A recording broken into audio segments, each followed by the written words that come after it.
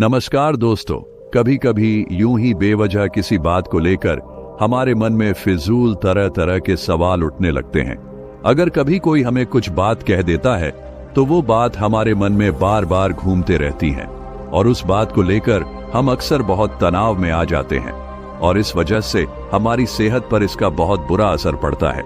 तो इस बेवजह उठ रहे सवालों को कैसे हम शांत कर सकते हैं, बेचैनी को कैसे शांत कर सकते हैं और हम इस तनाव से बाहर कैसे निकल सकते हैं, इस कहानी में मैं आपको गौतम बुद्ध की ऐसी 4 आदतों के बारे में बताने वाला हूं जिससे आप अपने जीवन में अपनाकर उस तनाव से बाहर निकल जाएंगे और अच्छे कामों में अपना जीवन व्यतीत कर एक अच्छी जिंदगी जी सकते हैं।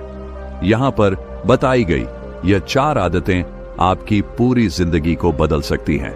अगर आप इन 4 आदतों को अपने जीवन में अपना लेते हैं तो फिर आप अपने जीवन को एक खुशहाल जिंदगी में बदल देंगे और फिर आपका मन कभी भी बेचैन नहीं होगा, ना ही उदास रहेगी और ना ही बेफिजूल के कामों में व्यस्त रहेगा। तो आइए इस कहानी को शुरू करते हैं। एक बार एक बौद्ध भिक्षु किसी पेड़ के नीचे ध्यान कर रहा था। तभी एक राजकुमार उस भिक्षु के पास आता है और उनसे कहता है, हे महोदय, आप हमेशा कहते रहते हैं कि ध्यान करो, ध्यान करो, लेकिन मेरे लिए ध्यान करना तो दूर की बात है। मैं कुछ समय के लिए अपनी आंखें बंद करके शांति से भी नहीं बैठ पाता हूं। मेरा मन इतना बेचैन है कि यह हर समय कुछ ना कुछ सोचता रहता है। मैं जब भी ध्यान करने बैठता हूं तो मेरे अंदर विचारों का तूफान आने लगता है, लोगों के बारे में सोचकर, अपने जीवन की बीती घटनाओं के बारे में और अपने भविष्य के बारे में, और ऐसी ही न जाने कितने सारे अजीबोगरीब विचार लगातार मेरे मन में आते रहते हैं। मैं इन्हें रोकने की बहुत कोशिश करता हूं, लेकिन जब मैं इन्हें रोकने के लिए ध्यान करने की कोशिश करता हूं तो मेरा मन अशांत होने लगता है और फालतू की बातें मन में उठने लगते हैं, तो मैं ध्यान को तोड़कर बैठ जाता हूं। इतनी बातें कहने के बाद वह उस बौद्ध भिक्षु की ओर देखता है और कहता है, महोदय, कृपा करके आप मेरी इस समस्या का कोई समाधान बताएं। यह सुनकर भिक्षु ने कहा, मैं क्या समाधान बता सकता हूं? सोचो, तुम्हारा ही मन है, लेकिन यह तुम्हें कुछ देर तक आंख बंद करके बैठने भी नहीं देता है। तुमने अपने इस मन को कितना आजाद कर रखा है। राजकुमार ने कहा, महोदय, मैंने बहुत सोचा, लेकिन मुझे अपनी इस समस्या का कोई समाधान समझ नहीं आया, इसलिए मैं आपकी शरण में आया हूं। अब आप ही कोई रास्ता दिखाइए। भिक्षु ने कुछ देर तक राजकुमार के चेहरे की तरफ बड़े ध्यान से देखा और फिर कहा, ठीक है, मैं तुम्हें अपने स्वामी गौतम बुद्ध की बताई गई 4 आदत के बारे में बताऊंगा।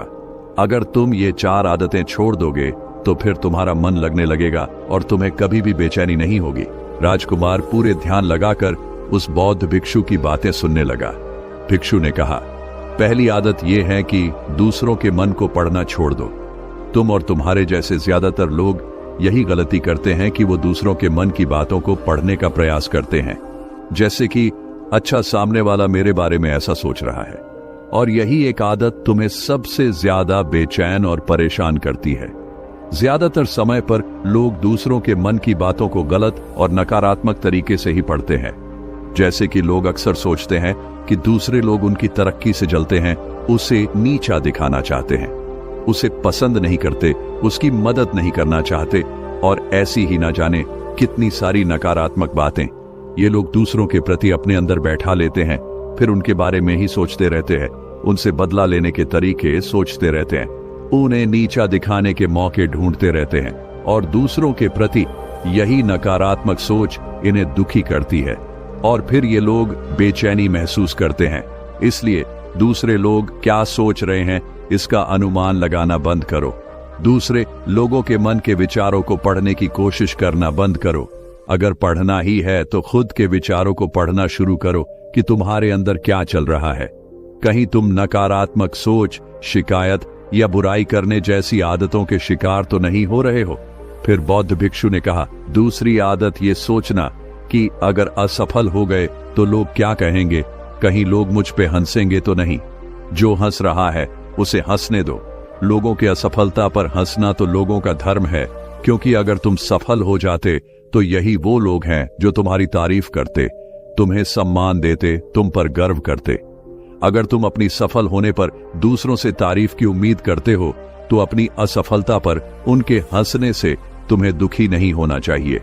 और समस्या ही यही है कि हम इंसान असफलता को बुरा मानते हैं, जबकि असफल होना सफल होने से भी ज्यादा जरूरी है, क्योंकि बिना असफल हुए सफल इंसान के अंदर घमंड और दूसरों को खुद से छोटा समझने की भावना पैदा करती है, जबकि असफलता हमें विनम्र रहना, धैर्य रखना और लगातार प्रयास करना सिखाती है।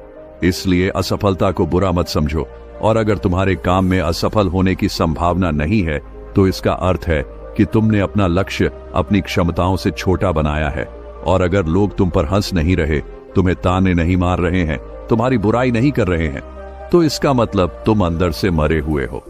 तुम अपने मानसिक सीमाओं से बाहर जाकर कुछ नया करने का प्रयास नहीं कर रहे हो, क्योंकि असफल भी वही होता है जो कुछ नया करने का प्रयास करता है।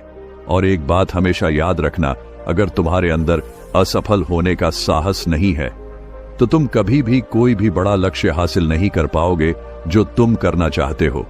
इसलिए असफल होने और लोगों के हंसने से डरना बंद कर दो। बौद्ध भिक्षु ने आगे कहा कि तीसरी आदत यह है कि बेवजह समय को बर्बाद करना छोड़ दो।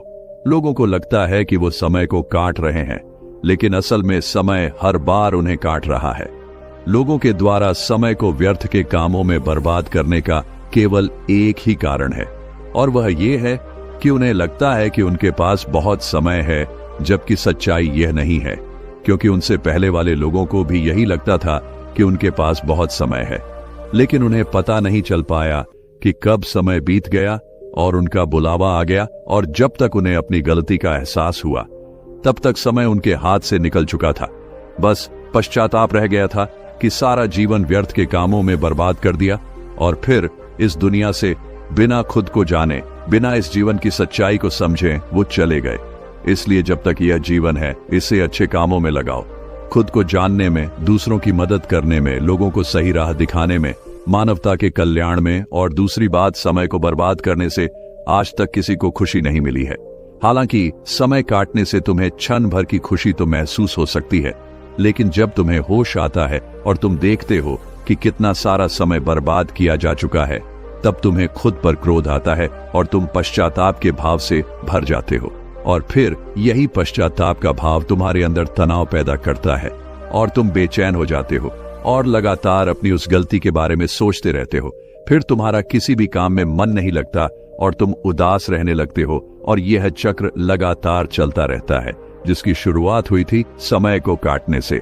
इसलिए समय को काटना बंद करो और वो करना शुरू करो जो जरूरी है। बौद्ध भिक्षु ने आगे कहा, चौथी आदत ये सोचना छोड़ दो कि मुझसे बड़े बड़े लोग नहीं कर पाए तो मैं कैसे कर पाऊंगा। असल में दूसरों से खुद की किसी भी चीज में तुलना करना ही व्यर्थ है, और यह तुलना करना ही हमें हानि पहुंचती है। सबकी परिस्थितियां अलग अलग होती हैं, सबकी सोच अलग है। और क्या हुआ, अगर दूसरे नहीं कर पाए तो हो सकता है कि तुम ही कर जाओ, क्योंकि अक्सर वही लोग इतिहास रचते हैं जिनसे ज्यादा उम्मीद नहीं होती। और फिर हो सकता है कि जिसे तुम बड़ा समझ रहे थे, जिसके लिए तुम सोच रहे थे कि उसने बहुत मेहनत की है, बहुत प्रयास किया है, उसने कभी उतना प्रयास किया ही ना हो, केवल मेहनत करने का दिखावा किया हो। क्योंकि ज्यादातर लोग कभी उतनी मेहनत करते ही नहीं है जितनी उन्हें अपने लक्ष्य प्राप्ति के लिए करनी चाहिए, और दूसरे लोगों के सामने यह दिखाने का प्रयास करते रहते हैं कि मैंने तो बहुत मेहनत की थी, लेकिन मेरी किस्मत ही खराब थी। और यही वो लोग हैं जो दूसरों को बातों ही बातों में कहते रहते हैं कि जब इतनी मेहनत करने के बाद मैं सफल नहीं हो पाया तो तुम कैसे हो पाओगे। लेकिन अंदर ही अंदर यह इस बात को जानते हैं कि उन्होंने कभी उतनी कोशिश नहीं की थी जितनी उन्हें करनी चाहिए थी।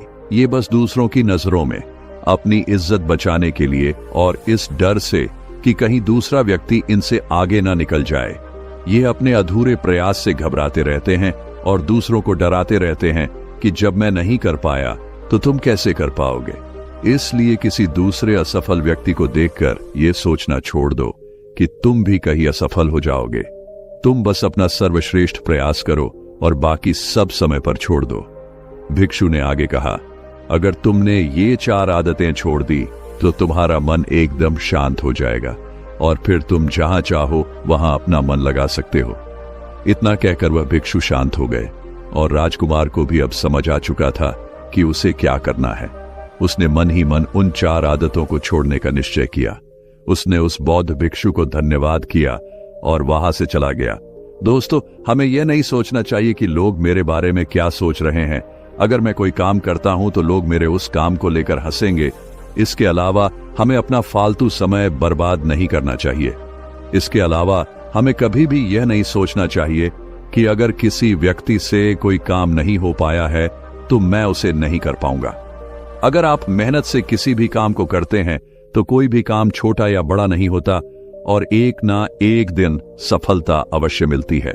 तो दोस्तों, अगर आपको ये कहानी पसंद आई है तो इसे लाइक करें, कमेंट करें और अपनों तक शेयर करें और हमारे इस चैनल को सब्सक्राइब करें ताकि आगे भी आपके लिए ऐसी कहानियां लेकर आते रहेंगे।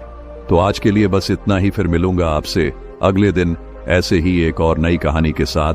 तब तक के लिए धन्यवाद।